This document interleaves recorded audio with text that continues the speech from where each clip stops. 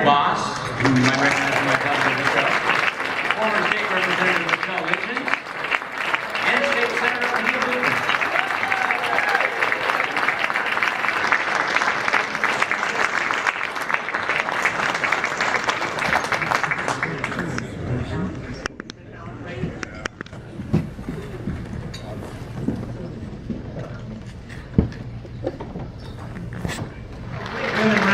And as you know, every year, Right Wisconsin sponsors the Right Women Awards. We hand out the Margaret Thatcher Award. We hand out an award for the Trailblazer, the Iron Lady Award. And joining me on stage is this year's winner of the Iron Lady Award, State Senator Leah Vukmir. Representative Michelle Nicholson, political strategist Mary Jo Boss, and the Washington Supervisor Deanna Alexander. Let's jump right into it because we have talked about this before. I'm looking at recent polls, both in Wisconsin and nationally, showing the gender gap, which is again not new. I've never seen gender gap numbers like the ones we are looking at right now in the state of Wisconsin. Donald Trump is underwater by more than 50 points among women. Leah Vukmir, is there any way that Donald Trump can win an election if he loses women by that margin? It's going to be pretty tough, but I will tell you this. I think these are snapshots in time, they're trends.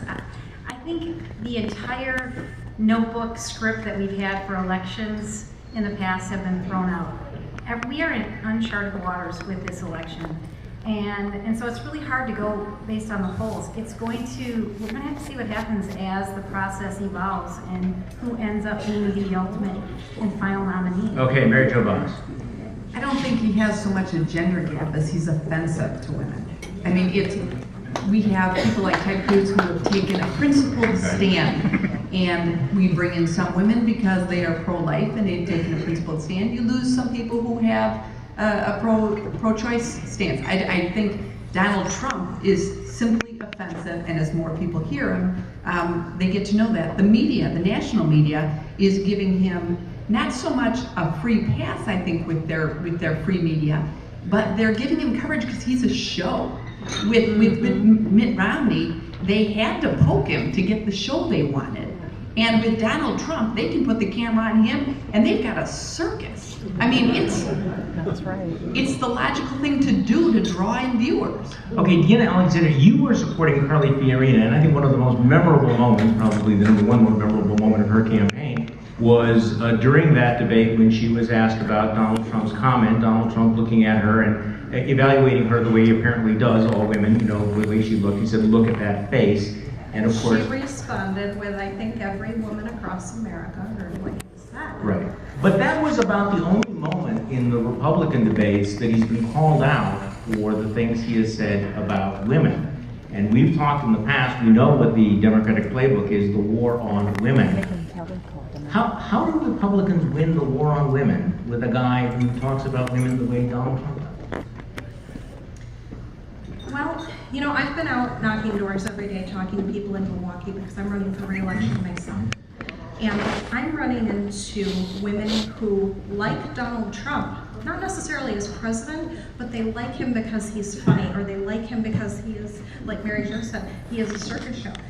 You know, I don't know if I trust the polls anymore to give us relevant answers about what people think, what women think.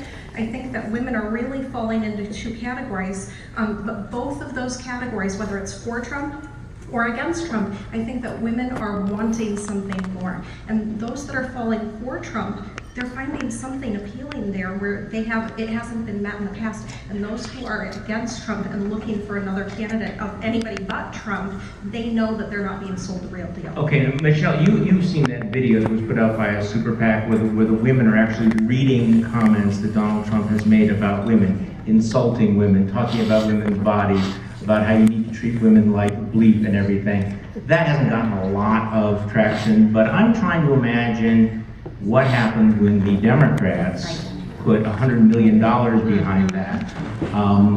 I gotta tell you guys, I'm sensing a little bit of denial if you don't think this is going to have an impact on the general electorate female voter. What is your sense? Right, well, the women here in this room are paying attention and we're engaged with what's going on. But the general electorate, for the women who turn out every 4 years to vote, they are very motivated by emotions, by their feelings. They don't necessarily know everyone that they're voting for on the ticket like we do because we pay attention to this group. So when you start seeing Hillary Clinton running those ads about all of those comments that Donald Trump has said about women over the years, I think that is going to be a motivating factor against Donald Trump. There's absolutely no doubt about it.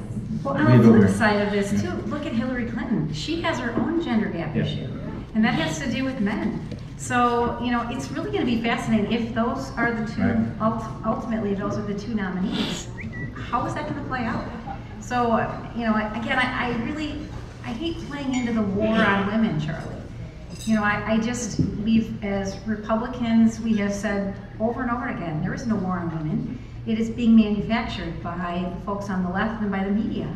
And so, you know, I don't even want to play into that question. Well, you're going to have to play into it because if the Republicans nominate Donald Trump, they have a target-rich environment. We've seen U.S. Senate races flip because of one comment, some insensitive comment about rape.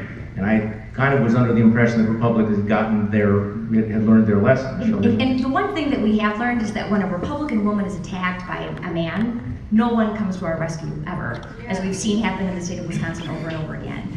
But when a Democrat woman is attacked by a man, oh, you're going to hear from those, you know, the feminist groups out there, and that is going to be front page news, and that is going to be top of the full story, and that is going to be all about Donald Trump.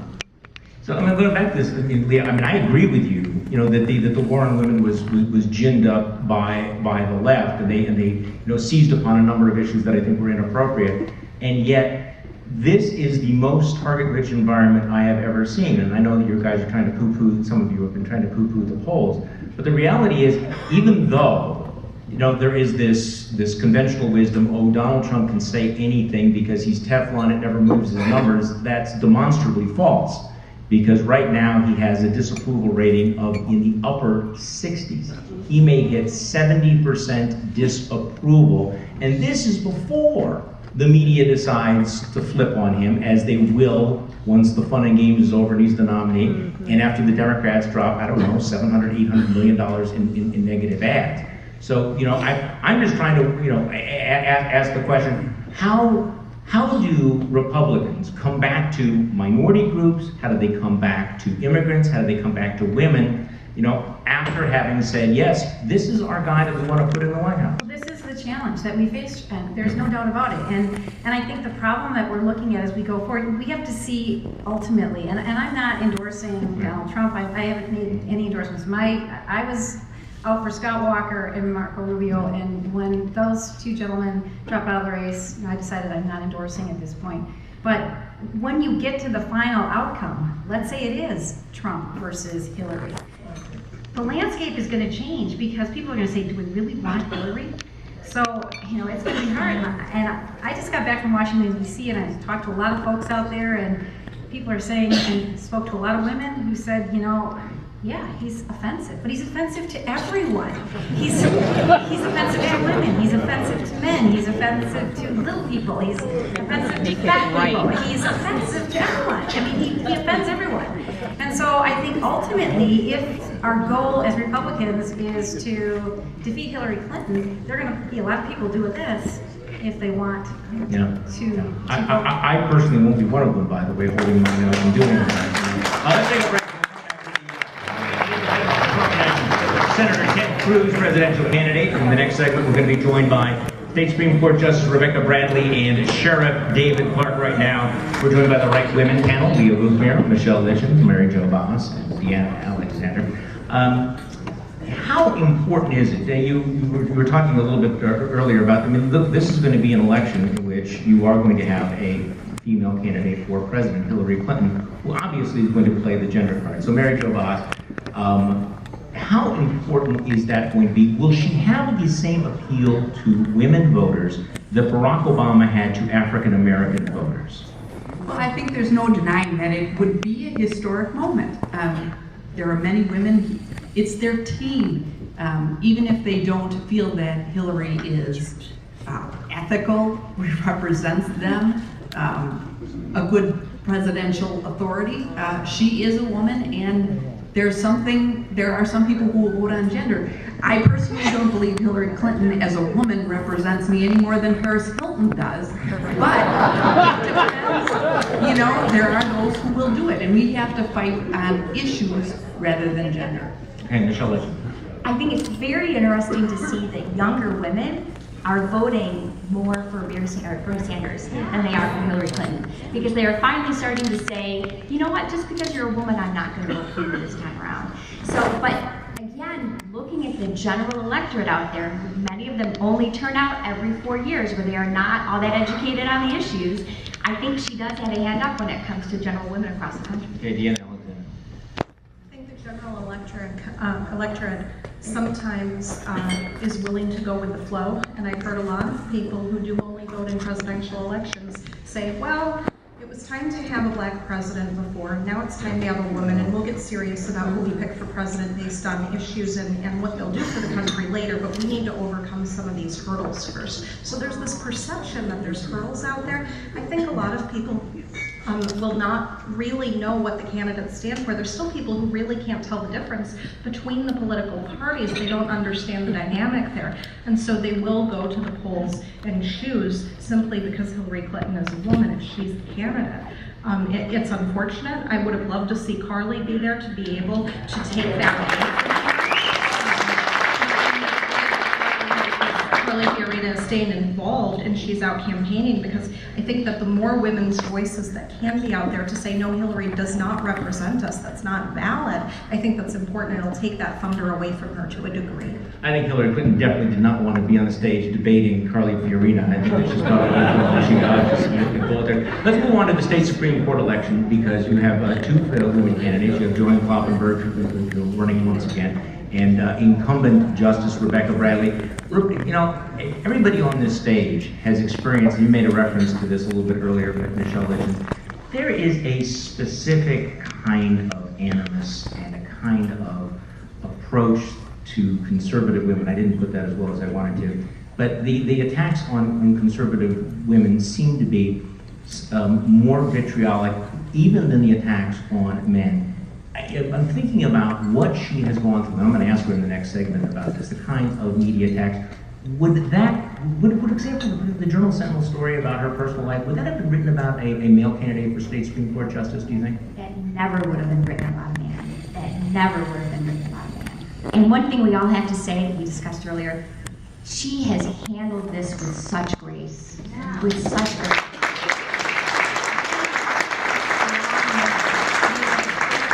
About a story that was completely made up, and you have her name drug around. Again, this is just another reason that many women won't consider running for office in the future, because this is a fabricated story that we knew was not the truth when the Journal Sentinel posted it or wrote it, and yet they continued to print it anyway. So we just have to give Rebecca Bradley a lot of credit for just sticking it out and saying, you know what, I'm gonna push through this because this was a lie, and let's hope that this works out for her in the end. Yeah, Leah Vukmir, your sense about the kinds of attacks that conservative women have, you know, and I think Michelle made the point that if there's an attack on a liberal woman, then you suddenly have, you know, this huge outcry, and every single Republican elected official in the country is forced to, well, what do you think about all of this? And I certainly remember, you know, attacks on you. I remember attacks on Deanna Alexander. I remember attacks on Michelle Lejeune, you know, where somebody yelled, you know, you were effing dead on the floor of the State Assembly. I don't recall any blowback whatsoever to any of those incidents. And in fact, the people involved have in fact gone on to be celebrated and promoted. Your sense? Well, you're absolutely right, and it is one of those gut check moments for any elected official, any woman who was elected, and for women who want to run. I've had many women say, I'd really like to do this, but how do you put up with that? And it is. I don't like to play into the victim card, but there are certain double standards that do happen, and that is one of them where I do believe that as conservative women, in particular conservative women who are attacked, but in general, I think we've just stooped to a home low in the media. It's the level of incivility in general in politics, and it's not just here in the state, but nationally, federally. Paul Ryan, just today, Speaker Ryan was addressing the group of interns at the Hill, and he talked about how we've just reached this new level of low in incivility. And it is rather disheartening, and it is discouraging for me when I try to attract young women in particular to politics. So it is something that I think we need to be very vigilant. Mary Jo Lux. Well, it's really disappointing on the national level that women's organizations that at least pretend to be nonpartisan, but have their own agenda, don't at least once in a while stand up for women simply because they've been wronged as women. For example, with Rebecca Bradley, I mean, she's a great candidate. She may not have the traditional liberal women's views, but when someone is egregiously wrong, I would love to see a women's organization stand up because she's a woman, because she's been wronged. That's what they do. I don't think it'll be happening. Okay, why not? Because conservatives are fair game. And it's not just conservative women, it is conservative men too. I mean, look at Scott Walker. I mean, he's as straight arrow as you can be. They made stuff up about him, and there was no blowback at all. Yeah, well, there was a little bit of blowback. I think I recall reading about it. Well, okay.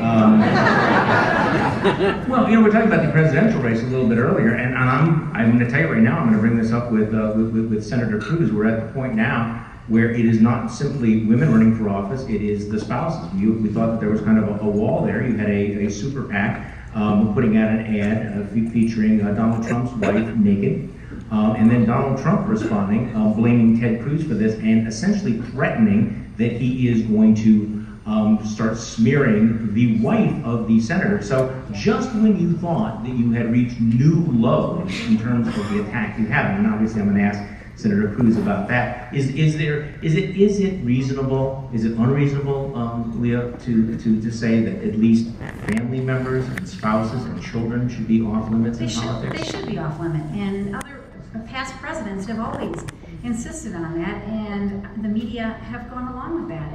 But we've crossed over to a whole new level. As I said earlier, we are in a completely new, uncharted territory here, and it seems it's rather discouraging. But you know, I think we need to continue to be strong. I think we need to speak out when these things happen and say, well, you know, why are you doing this? Why are you not speaking out when this is happening? Well, we're going to follow up on this in the next panel, and I appreciate you. We're going to be joined by State Supreme Court Justice Rebecca Bradley, and we'll talk about these issues with her in just a couple of moments. Thank you very much for joining me. I appreciate it very much.